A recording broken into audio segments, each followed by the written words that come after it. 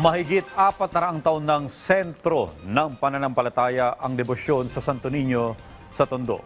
Napatuloy na dinarayo ng libo-libong deboto ang kanyang kapistahan. May detalye sa Denise Osorio. Dagsa ang mga deboto sa Basilica Menor de Santo Niño de Tondo para sa kapistahan ng Batang Jesus. Ang debosyon sa Santo Niño de Tondo ay may mahigit 400 taong kasaysayan.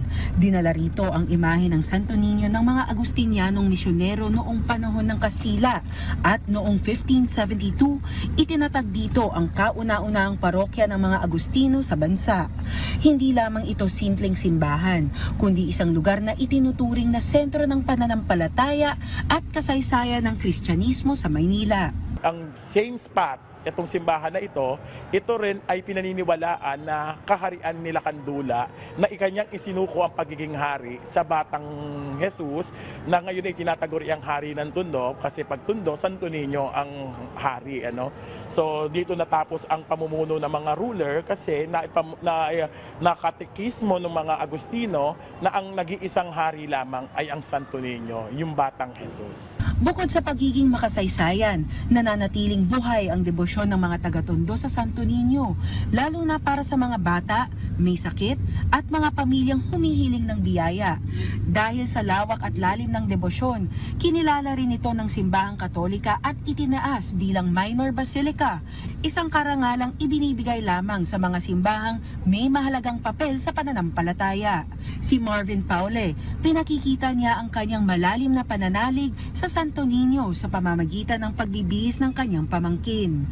Aniya, isa itong paraan para mabiyayaan ng magandang buhay at kinabukasan ang mga bata.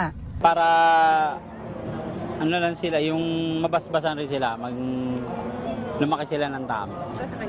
Sana lang po lumaki siyang mabait, tsaka matalino, masunurin sa magulang, lalo na sa mga lola niya.